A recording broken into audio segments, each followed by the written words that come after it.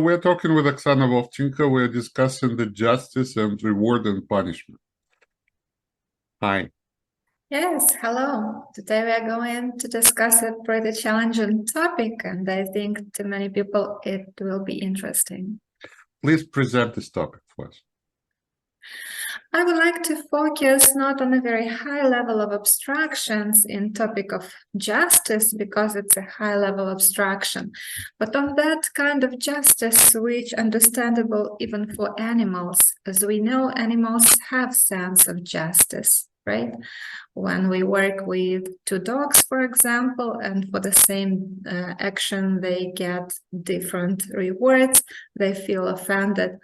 So I would rather try to simplify a little, not to go very deep or very far, and to concentrate or focus on these particular issues, how we select rewards and punishment, and what will be actually justful rewards and punishment for different actions, how to define that.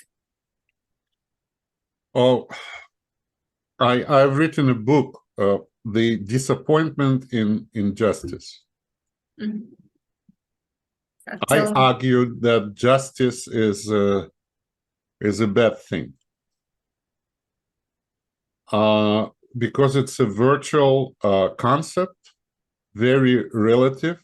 There is no objective justice or absolute justice. And as many people are in the world, there are so many justices.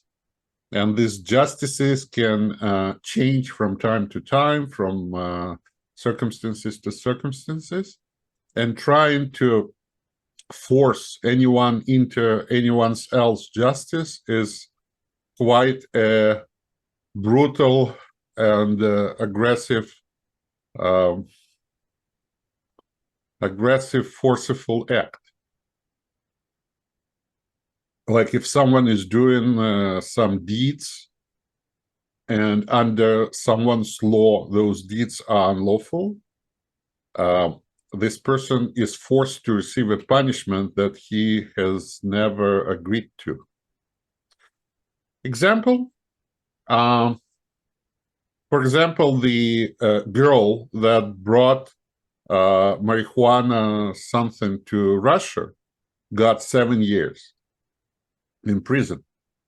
And where she brought it from, it was legal. Or like in Canada now, marijuana is legal.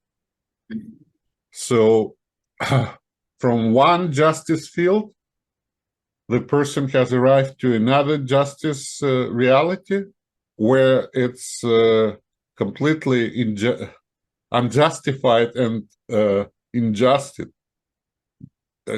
injustice to apply such punishment for such action. It's one of the examples. Also, when you said about the dogs, that this is the concept that they have inherently and that it's natural, it's more our interpretation. And those dogs are interacting with humans for quite a while, and on a personal level and on the level of their species, that they have transformed into this judgment system where you can apply justice to their actions or their motivation. But if we're looking at nature as a whole, or at least our body, which I am trying to use as an example of a perfect system compared to our society, we don't have justice in our body. Parts of the body are not getting punished or rewarded for doing or not doing things. It's completely very sober, very efficient system of regulations. Sometimes it is cruel, but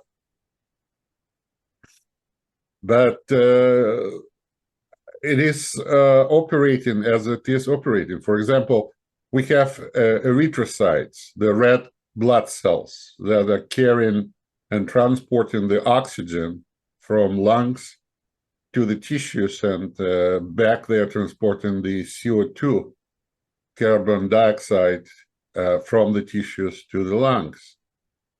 Those cells are getting destroyed every 3 months.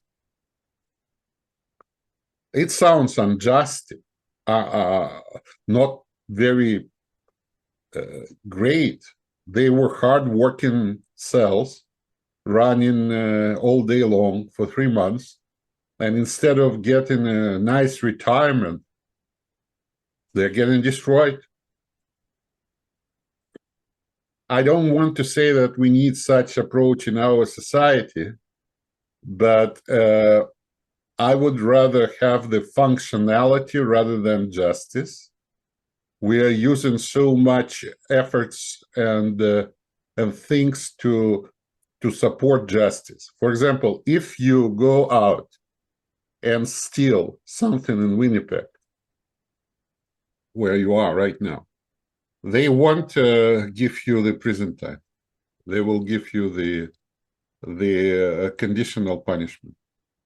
But you will steal again, okay? And the thing that you will steal, let's say it will be something valuable, over $5,000. And then they will give you prison time. The prison time will, for example, they'll give you 6 months or 8 months. The prison time costs $11,000 per month per prisoner. So to punish you for stealing $6,000, they will spend $66,000 just to keep you in prison. Yes, but at the same time, they may prevent even bigger losses. We do not know the No, amount of because in preventing prison you losses, will right? interact with other criminals. It could be investment to prevent even bigger losses. Or for me, from economic point of view, it sounds reasonable. No, because in prison the person will hook up with other criminals, and it will be a school of criminal world for this person go into prison. But let's move on And to also they will make justice. friends. They will make friends. And I understand that finally, justice is conditional, but I just want to try to focus this subject. I understand that when we compare justice from different systems, there will be paradox. It's inevitable. But just to mention the justice within one system, when we deal with one set of rules and with one set of values. Because when we compare different systems with different sets of rules and different sets of values, there will be paradoxes. But if we deal within a system where the set of rules is defined and the values are common and quite understandable for everybody, which reward and punishment will be justful or not justful. so I'm trying to say that the system... Kindergarten, they say, and for each action child do, everybody gets sweet, and just one child does not get the sweet, with no reason, with no explanation. So it will be unjustful, just a simple example of unjustfulness, because here we deal with something unfair. Whether it was an error or it was intentional, why didn't you give this candy to the child? Personal perception of his principle. Just dislike. Like, I am the one who is against rewards and punishment. Like you said, as an economist, you like the idea to limit the ability of the individual that has stolen to steal even more. That I would understand, but not as as a punishment. I have interacted with many criminals because I was a priest, and I had this shelter, and sometimes they were drug users, sometimes other problems. the normal criminal is it's impossible to change his mindset. He has a very solid system of beliefs, and those beliefs are not inferior to our beliefs. His vision of the world can be as solid as the vision of the world of any moral individuals. Another thing I must admit that in many cases, I would trust them more than those that are considered to be highly moral individuals. Why is that? I don't know why. Because they're more independent, their perceptions are very solid, they're defending them. For example, not to steal from your friends, or for example, to stand behind your word. Things like that. So what I'm trying to say, instead of trying to reconvince them or to punish or to reward, we should be just functional. If someone has stolen something from somebody, it should be compensated. When it's compensated, it's okay. If it cannot be compensated, someone has to compensate it, insurance or something. And if this individual is likely to reoffend, he has not to be punished. He has to be separated from the system that he can reoffend again in some ways, without making his life worse, if it's possible. The same thing, if he is aggressive, we need to try to understand why he is aggressive. We need to try to treat him psychologically, maybe psychiatrically, and we need to limit his ability to hurt other people, but not to punish the person. Because the punishment usually is leading not to a better person. It's always, almost always, has a reaction as a radicalization of the person that gets punishment. But you said about separation from the society. Would we consider it as a punishment? For me, that's the biggest punishment you can get, a separation from the society. Actually, what our ancestors did in the past, when it was called exile, right? Because there was areas where they can just let you go, not live with us. And for almost for sure, that person would die living outside the society. Yeah, but now, for example, during the COVID, we have been separated from the society for no offense, right? We didn't do nothing bad, but they did separate us.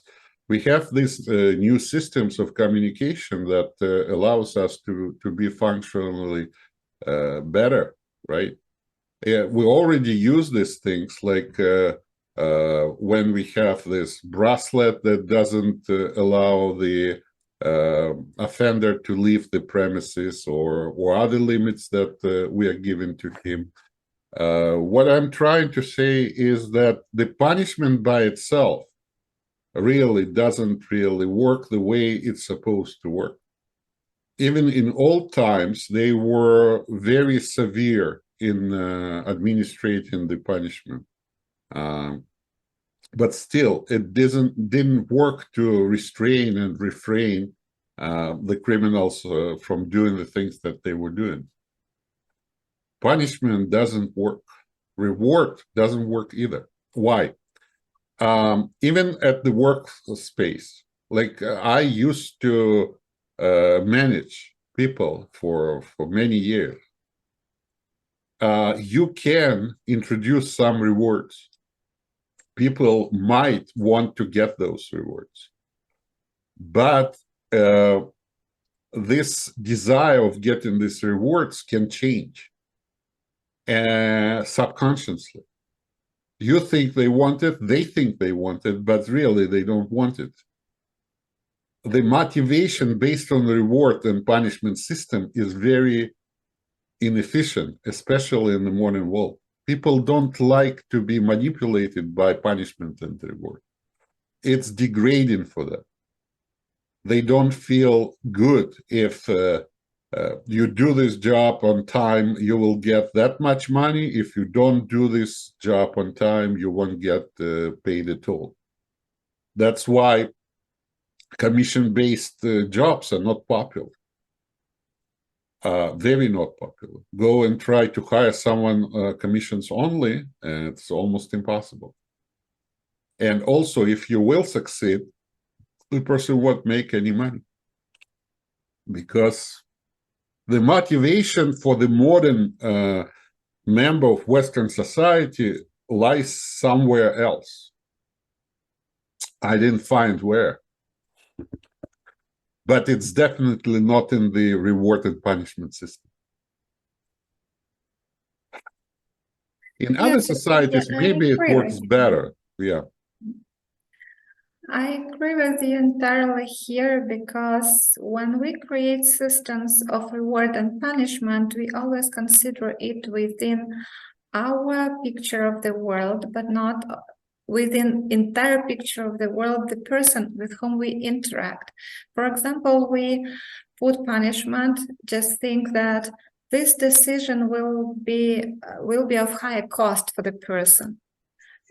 It could be so, but we do not know all the parts of his decision-making process and how he, particularly in his mind, calculate the cost of his decision. So yes, we increase for him the cost of his decision, which would be not smart decision from our opinion of view, but he may have other reasons to behave like that. And they could dominate or overcost all the costs we put on him. Yep. The same toward rewards. We may offer him a good reward, but for him in his whole life, there could be rewards overweight all what we offer. And we never know, because we are in asymmetric information field. We not know about him everything and about his life. He doesn't know everything about himself. Yeah, exactly. Again and again, I'm moving towards the communist approach. You do whatever you can, you get whatever you need. And that's the best approach.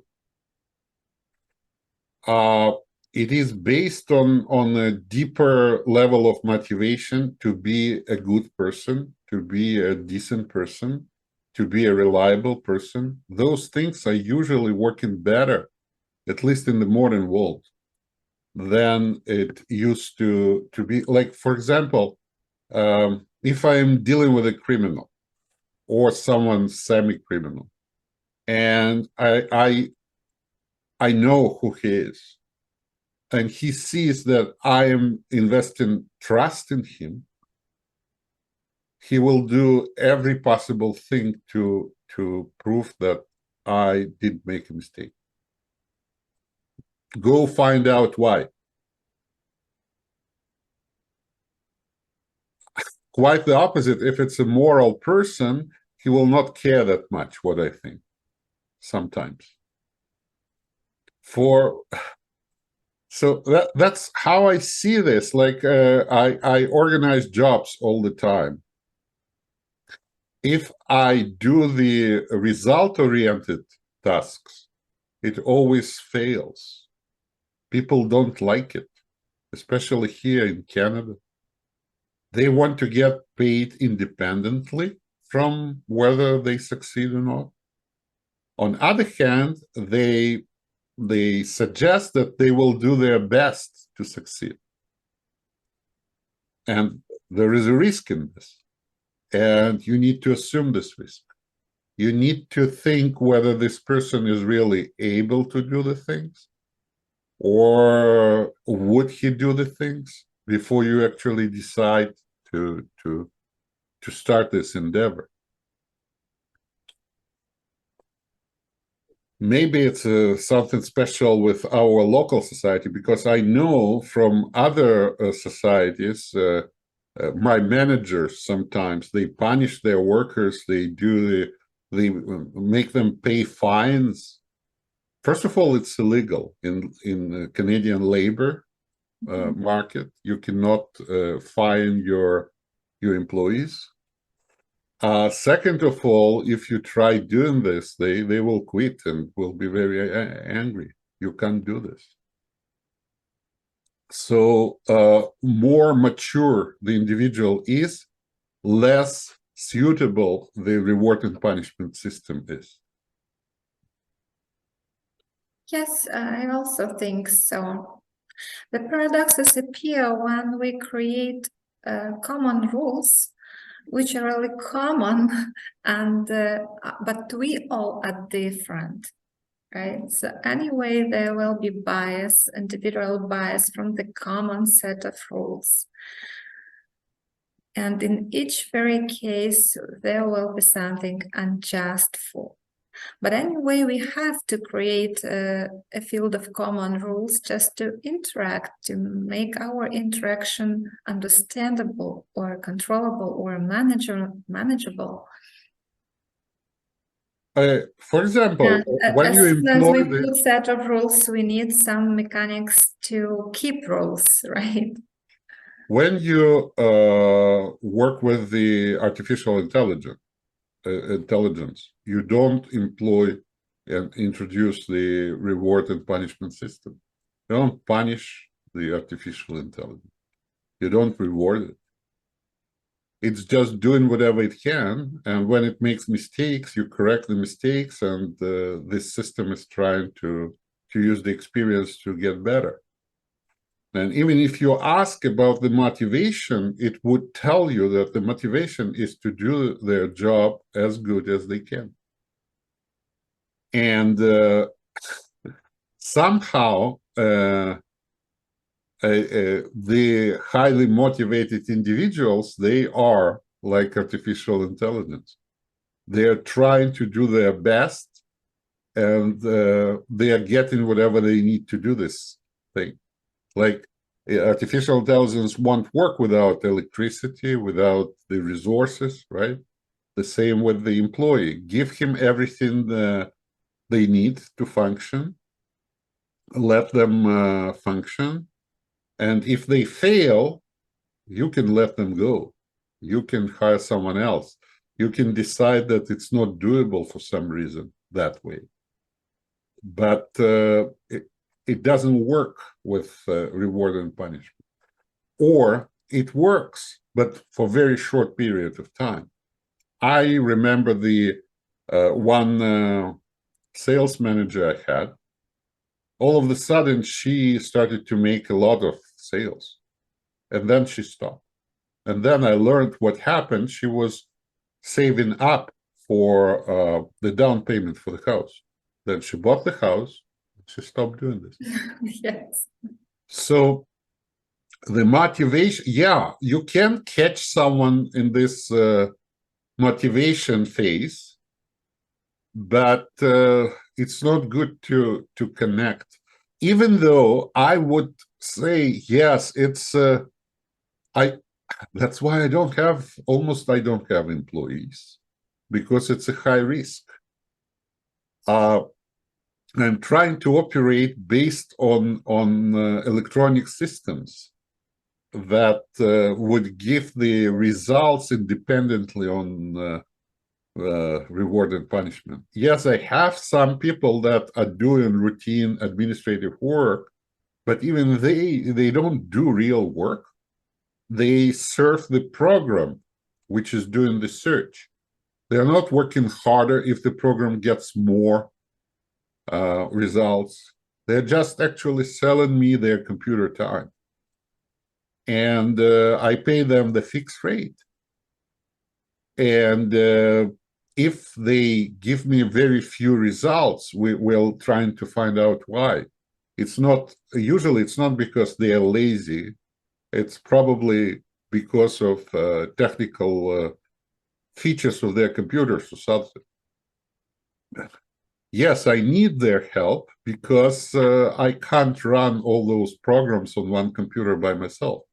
And those programs will not run by themselves. They need to put in, to make an input of the criteria they're searching for, right?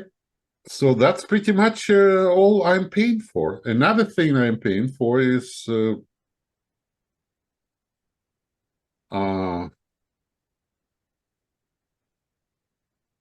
doing actual job. But usually it's like independent contractors. I'm telling, here is what you can do, and here's what I'm going to pay, and that's it. You do it, you get paid. I don't care how long did you work, how many hours, what did you do. That's it. Yes, first we need to understand that whatever system of rewards and punishment we create, it could coincide or not coincide with personal values and personal motivation or personal goals. So it may contradict and will not give the result we expect, actually. What I want to bring in today also, let's look on human society at all, as a whole. And what I see now that we move towards mild punishment, I mean criminal punishment, all over the globe, even comparing to 100-year again age, where punishment was really severe, even cruel. A lot of countries had death penalty or cutting parts of the body, for example. Or now you have to pay, criminal punishment. So now we move towards mild way of punishment. What do you think about that? Now you have to pay the this surgery team if you want to cut something. Like cosmetic surgery, right? You want to cut something out, you pay a lot of money. Yes. Yes, it makes... what do you think? Why do we as a human society gradually move toward milder ways of punishment? It's hard to say, really. But it's a very good point, and that's the direction that I think we must go. The easiest way to think about it is the level of life and the way how the individuals feel themselves about their existence. In good societies, we don't have many people that have a risk to die of hunger, that really cannot get the shelter. Still, in Canada, I had to have my own shelter to let them in because mostly they were sick or somehow the system couldn't take care of them immediately or things like that. So it's not existential threat for them.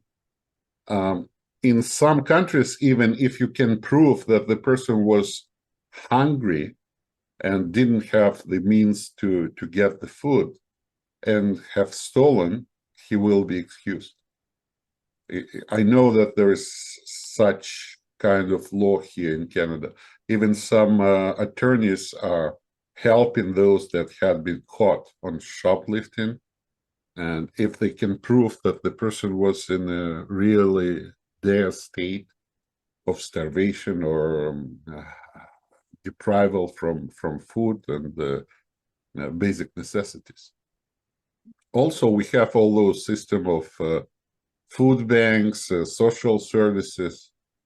So stealing becoming less and less something that people need to do in order to survive. Also, stealing in Canada, as far as I know, because I lived with criminals in this shelter, is an integrated system. It is integrated into the economy. There are even special stores for thieves where they can buy all these devices they need to facilitate them to steal. There's people that specialize to steal from LCBO. LCBO in Ontario is a place where they sell alcohol. So they steal those bottles of very expensive alcohol and they sell it to the restaurant. I knew one thief that was specializing in stealing lamb. He was selling to the Middle Eastern restaurants because lamb is expensive compared to chicken. So he was just coming to Metro. He had a special bag isolated in a way that if they put a tag, it will not ring at the exit. He would be putting 4 legs of lamb in this bag and go away. 4 legs, each is about $30, so $120, and he would have 2 of those. So he would be carrying about $250 all at once and selling it to the restaurant for the half of the price. Once he got caught by the guard, and the guard was chasing him, and he had to drop this. And I was laughing. You were carrying 8 legs, which is equal to the weight of a whole lamb. So it's like you put the lamb on your shoulder and you were running. What can we do? It's a system that is integrated into the society. It's like a profession, being a professional thief here. Why do they do this? Some of them do this because of the excitement. It's like a game. It's adrenaline. So adrenaline, they do this and they take drugs to make it even more exciting. And when they take drugs, it's easier for them to do this because heroin was introduced and has its name from the word hero. It makes you fearless. You don't fear. So it's a vicious cycle. I'm not saying it's normal. I'm just telling you that this exists. Not many people know about it. Only when you deal with them, then they tell you these stories.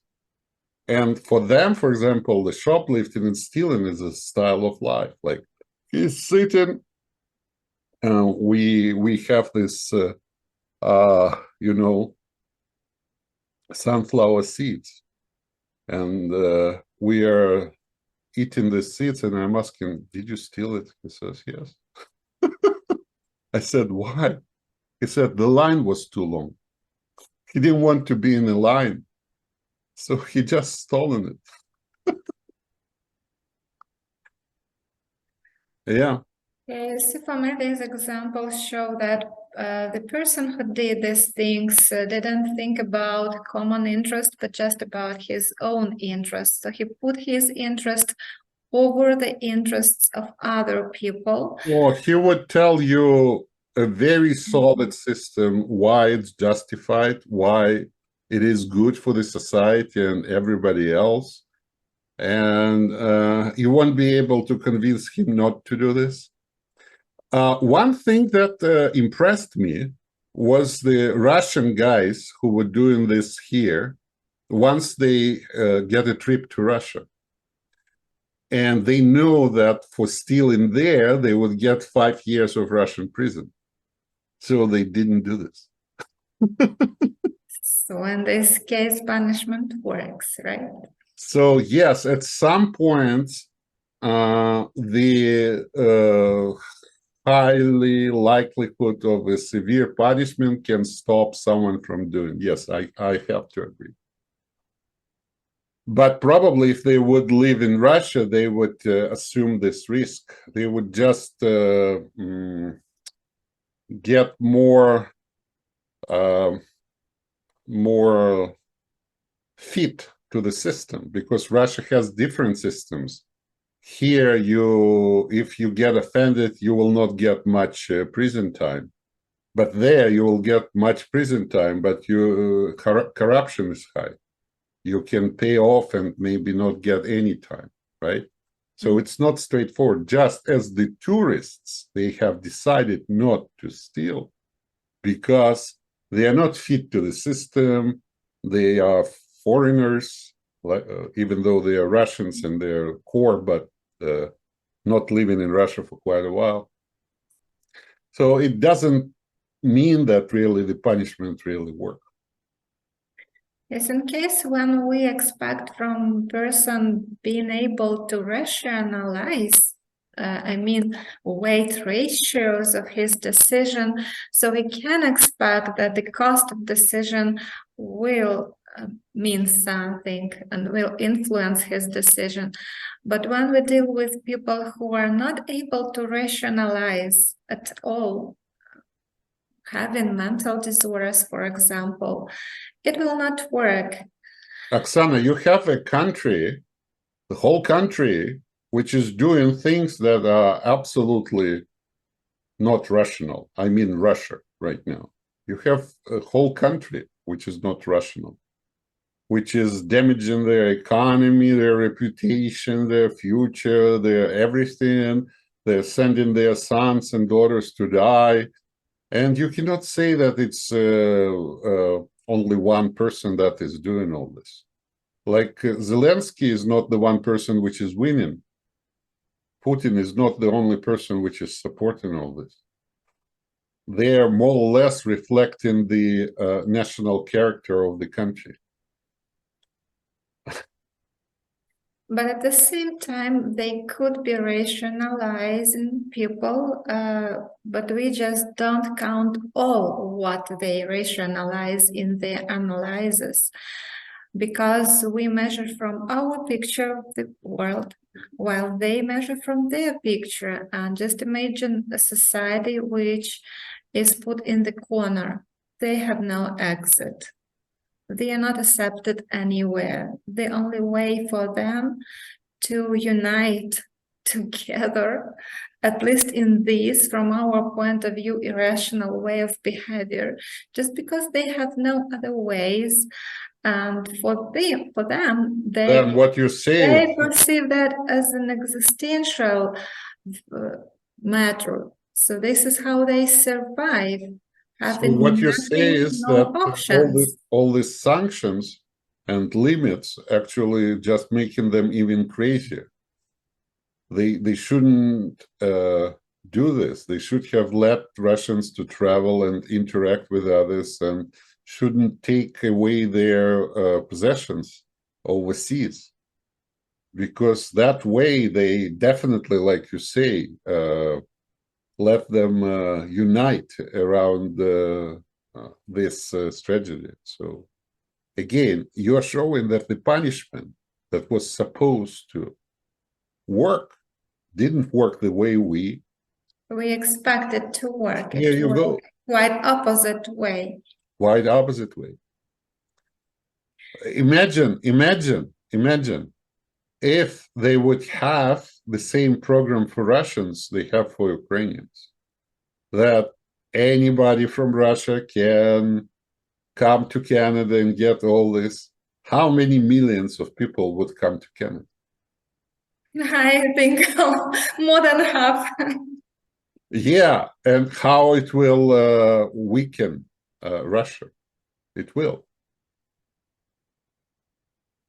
So you see, it's like, by the way, the system that they suggested for Ukrainians is weakening Ukraine. You are here. You are fresh, but you are here. Imagine yourself, you stay here in 20 years. Your ties to your country will be less effective. Your job will be here. Your grandchildren will be here. You will have less and less friends back in your country, less and less interests back in your country. And your grandchildren will be 100% Canadians. Just recalling that they are from Ukraine only once in 10 years when they meet someone and say, oh, you know, my grandma was from Ukraine. And you are the bright, very well educated, very socially aware person. And how many of those have immigrated? So what West is doing a reward punishing system which is worsening the situation. Yes, they should have let Ukrainians to flee the war, but they should have let Russians to flee the war too. Even more. I would say we don't have to have those borders. Then, if Russians would be able to show their real alliances, a lot of people would flee the country, as they do, but even more would do this, right? And if you would have equal opportunity everywhere then the population would be voting with their feet and legs, running from one place to another, which happens now, but it's a disaster. It has to be a real disaster, so we have millions going out. But I think that this border thing is not really working. If someone really, really wants hard to cross the border, they will cross the border.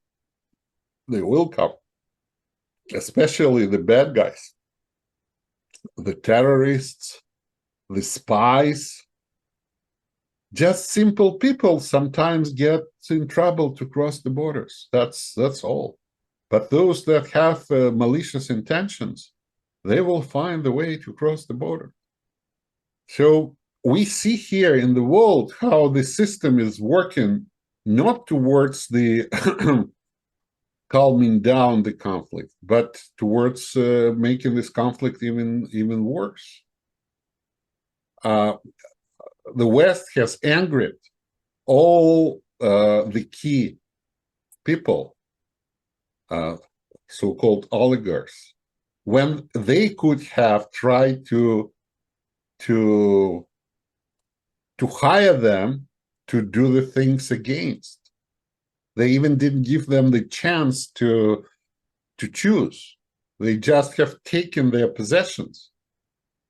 And it's not the best way of trying to get friends within the enemy camp, right? So again, I'm saying reward and punishment cannot be that stupid.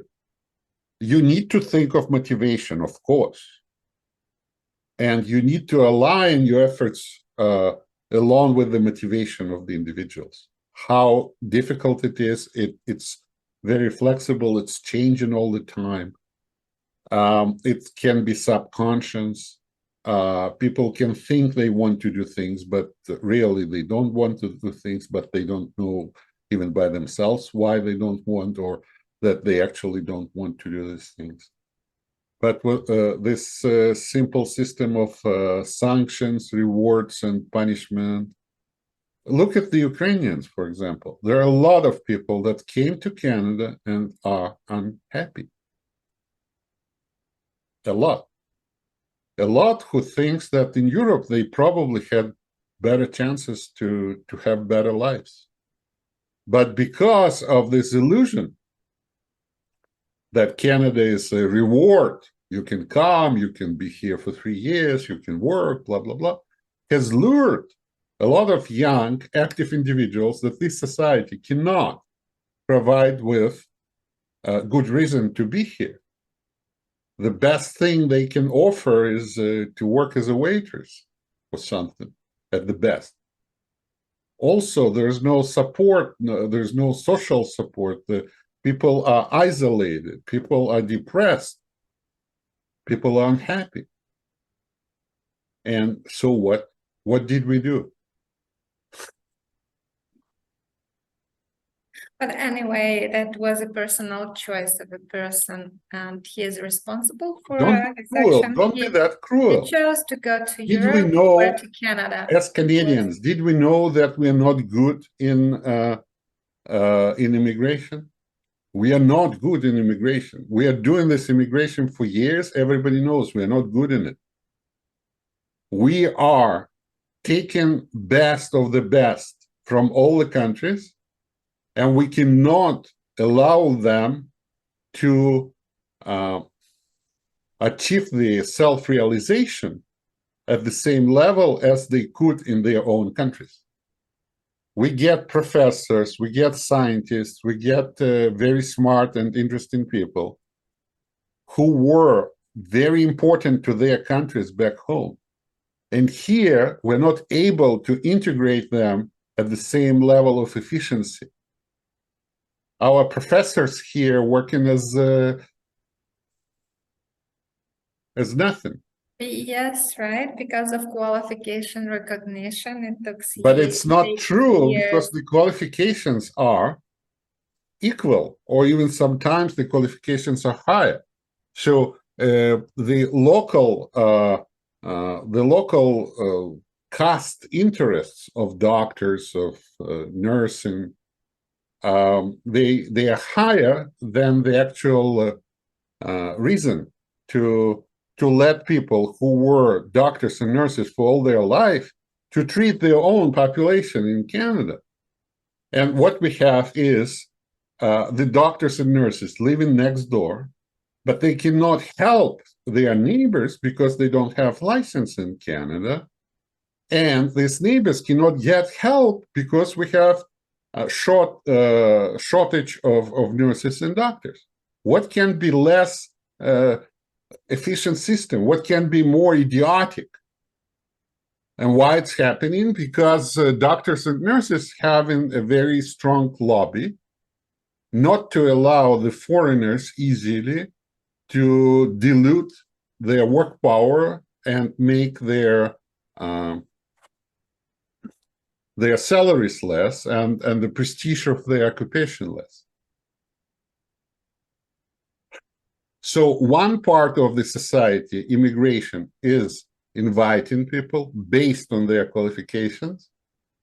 In theory, these qualifications can be used, but in practice, and they will, everybody knows that, they will not be used. If they just check the plain statistics, how many of the doctors that have immigrated actually are employed as doctors, they will see that they failed many times over, but they keep doing it.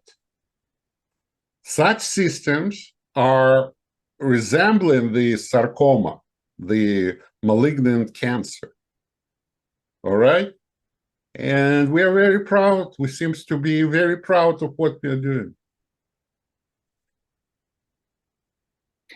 Okay, first of all, when we pursue justice, building certain systems, we must think about how effective these systems are.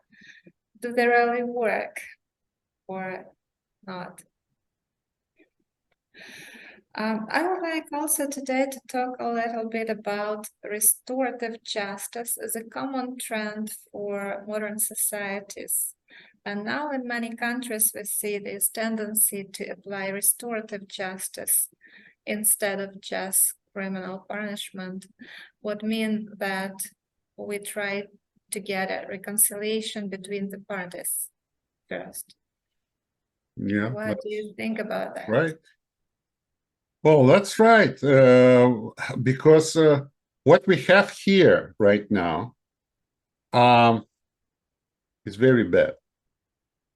For example, you have been detained in this store and someone accused you that you have stolen something, okay? You didn't. They cannot prove it. But for some reason, they put you in prison. You're in prison, and they tell you, if you admit that you did it, if you plead guilty, we'll let you go. You say, no, I didn't do this. You spend another week, usually a long waiting time for the court. They say again, okay, you were in the prison for a month, we can let you go. Just plead guilty. You say, no, I won. After 3 months, you say, I don't give a fuck. Okay, I'm guilty. They'll let you out. So what the results are? They have 99% of successful prosecution in the courts because so many plea deals are in place. Everybody feels very efficient. The real thief that have stolen wasn't shown because he actually, like we said, he's incorporated in the system. And you get your criminal record for 10 years, which can keep you out of the workforce. And also you cannot complain that you cannot get a good job because of your criminal blah, blah, blah. So what we have here is kind of system like Gulag. They would force you to plead guilty. Okay, if you're not in prison, the same. It will drag and drag until you plead guilty. Otherwise, they would threaten you that if you do not succeed to prove that you are not guilty, you can get the prison time. And any reasonable person that has a risk of getting the prison time and an ability not to be prosecuted anymore would choose to plead guilty. So that's the system today. And police is trained to impose pressure on the individuals that has been charged to plead guilty. In Germany, for example, it's forbidden. There is no plea bargain in Germany. Every crime has to be proven in court. So there is no incentive, neither for police or for accused to act that way. But here, the whole system is just the huge one fake. Yes, and again, we come to the evidence, the quality of evidences. Very common to get evidences as a report from a person. So someone who saw the deal or like that, but we know that our brain works like generating false memories. False memories. And a lot of evidence is collected, taken like words or some story told by someone, and the story could be totally fail, entirely lie, not because person lies, just because he really remember wrong things. He thinks he remember. Actually, our mind play joke with us, and we can remember something what never happened. And that's a common thing, and now psychologists know this effect very well. And there is a movement towards changing our approach toward evidence collection system. That's why I suggest to apply it doesn't matter whether the person is guilty or innocent. There was a crime, there is a fact that things were stolen, someone was hurt. There is a high probability that this individual was involved in this, even if he wasn't. Don't hurt his life. Just make sure that he cannot reoffend. If the likeliness of the reoffense is high. That's all. That's all. Just abandon this idea of punishing people or rewarding. Just leave it alone. It's too expensive and it's completely easily played with. Also, look at our justices and judges. They are independent, but they are doing whatever they want. Whatever their mood today, that's all. It's like, again, a resemblance of little kings with absolute power. And they are sitting there with their red thing and doing whatever they want. That's why people are afraid of the court, because they don't know to predict whether this judge will decide this way or another. The jury again,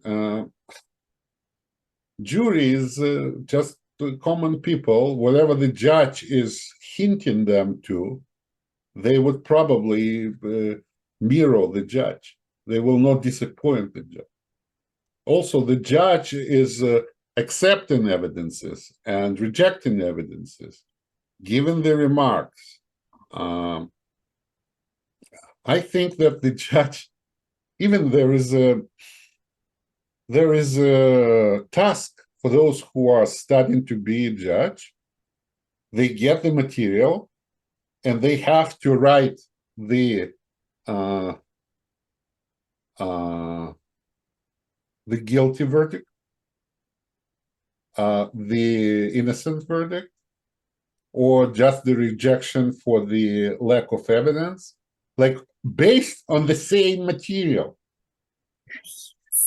Which means that it doesn't matter.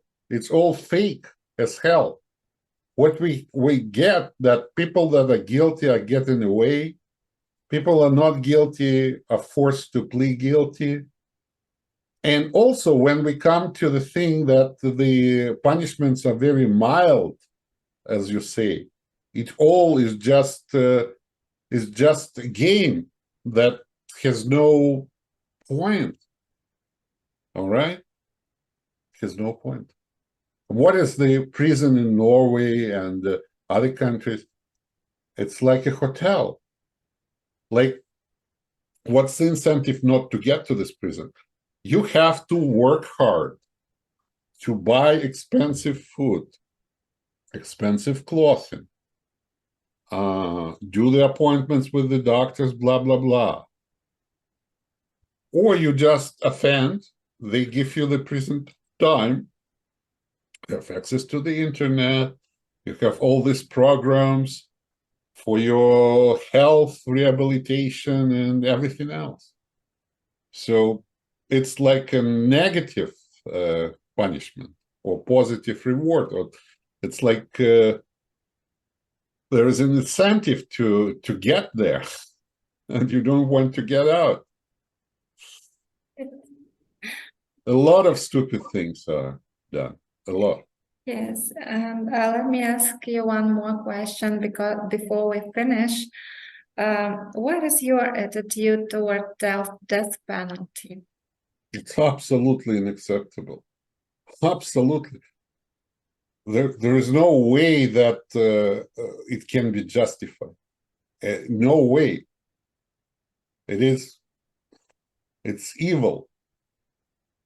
But what about the... I'm strongly against... Just a second, let me say, what about the assisted suicide that has become legal in 2016?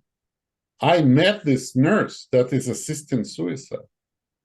We are getting people killed every day. And the reason for that, we think, is severe diseases. But when you check out, some of those diseases are not that severe.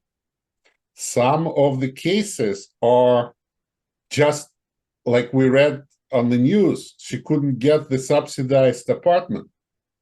She was disabled at some point and tried to manipulate the system, applying for the assisted suicide, like showing, you see, you need to give me the apartment. Somehow she ended up getting killed. I'm telling you the truth. They are so pressed to get killed because if someone shows any doubt, they will be thrown from this system. I asked this nurse, which is killing people, does anyone cancel the appointment? Like having second thoughts? And she said, no. I said, but it's abnormal. We cancel our dentist appointments only because we don't want to go to the dentist. And people don't cancel the appointment to get killed. It means that they are under tremendous pressure. They're afraid that if they cancel, they will not get... There will be no any other chance. Also, when it is legitimized, people can convince themselves that it's better for them to die. When it was delegitimized by the religion, by the society, if people tried the suicide, they would put in the psychiatric ward for 7 days with safe room environment, and you know how it is. But now it's legitimized. So yes, your life not that good. We all have suicidal inclinations here and there sometimes, or bad thoughts. But when the society is making it that easy as a dentist appointment, people attempt to do this. So here we go. We kill thousands of innocent people in our society without any death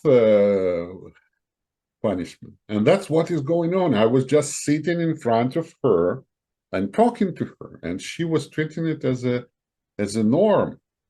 And I said, okay, you're a nurse. She's about 40 years old. Said, how come you were helping people and now you're killing people? She said, I'm a very new nurse. I used to be a policewoman, but now I decided to become a nurse. And now I'm a nurse who is assisting with suicide.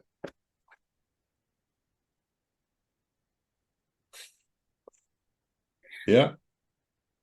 Our society will always find the stupidest way to do things. Marijuana, for example. They were punishing people for having this marijuana. Finally, they make it legal. Instead of just making it legal, like let alone do whatever you want, they made it like an advertising of doing this. Propaganda.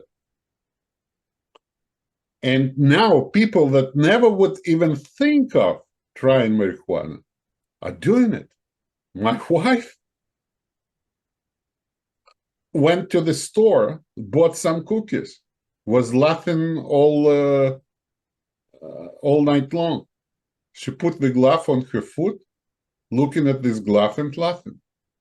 Is it normal?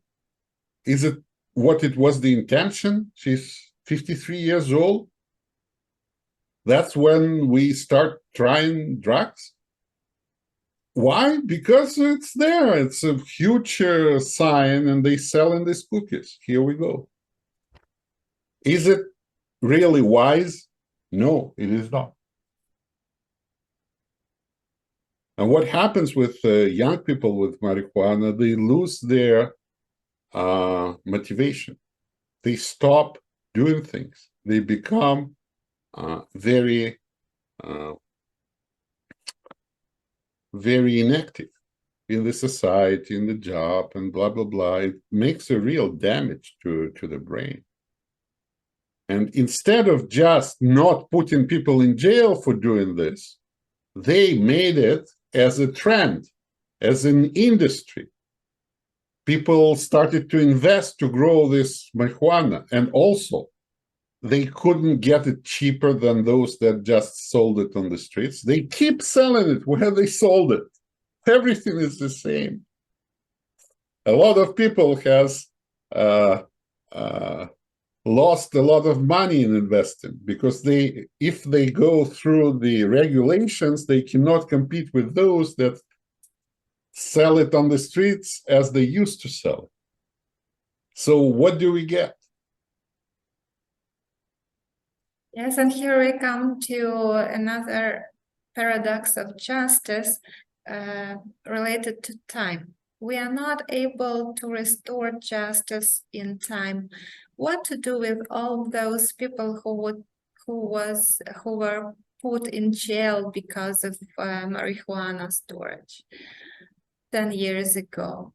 Okay, we can let them go out now, but can we return them those years they spent in jail? They offended.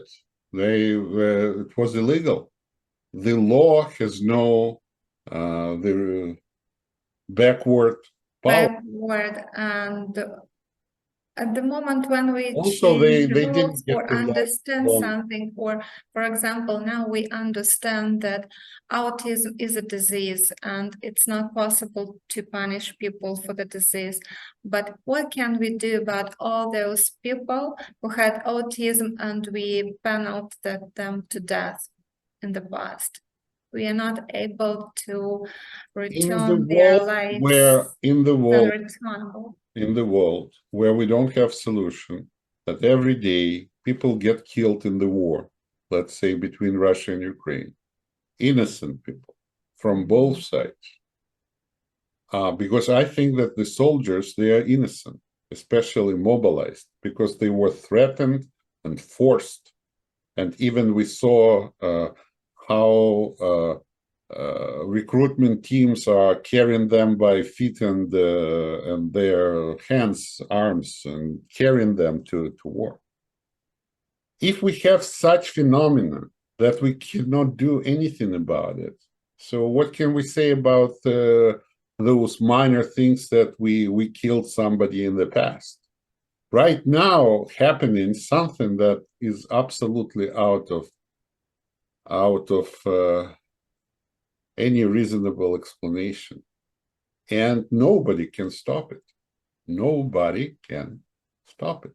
Yes, and again, you mentioned one more paradoxes of justice, that justice is not something equal.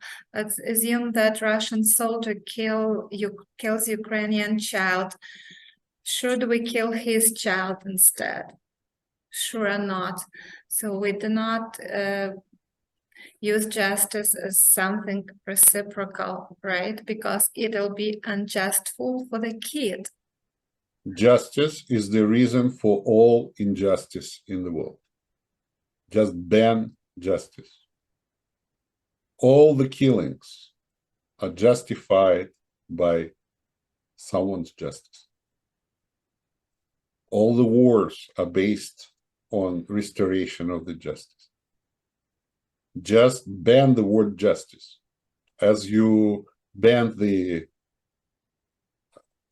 Nazism or something. Justice is causing all this. There is no justice.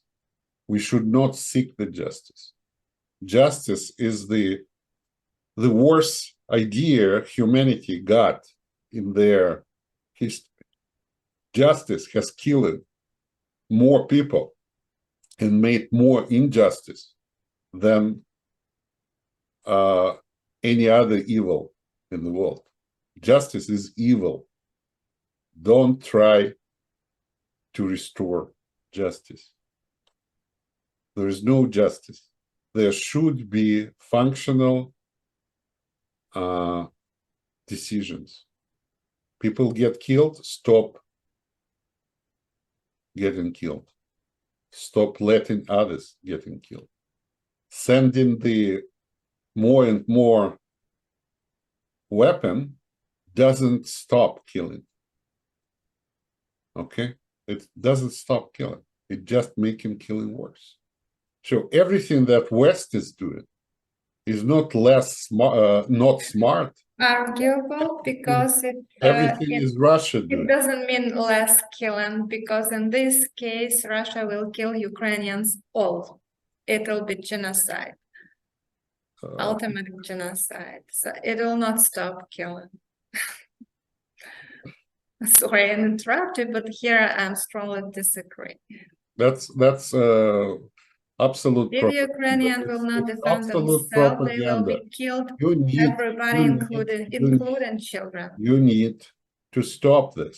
And you could stop this, I mean West, if they would sign with them the agreements not to expand NATO, not to threaten Russia, not to do many other things. Now they need to stop it and try to find the smart ways to get rid of Putin. The smart ways. There are smart ways to do this.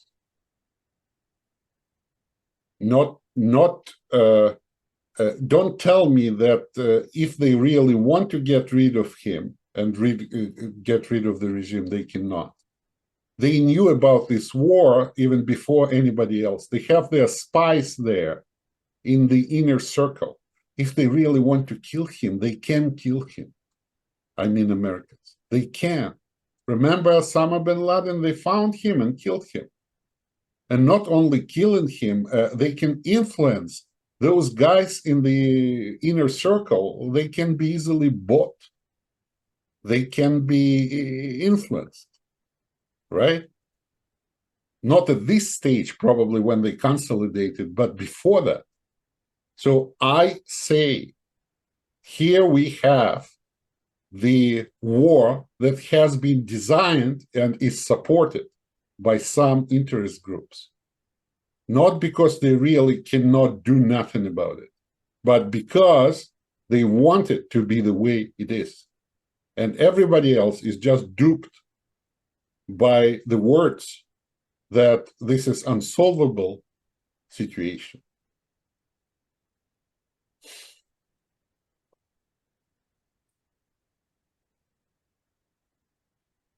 Okay, thank you very much for this conversation. Thank you. Bye-bye. It's a night. Goodbye.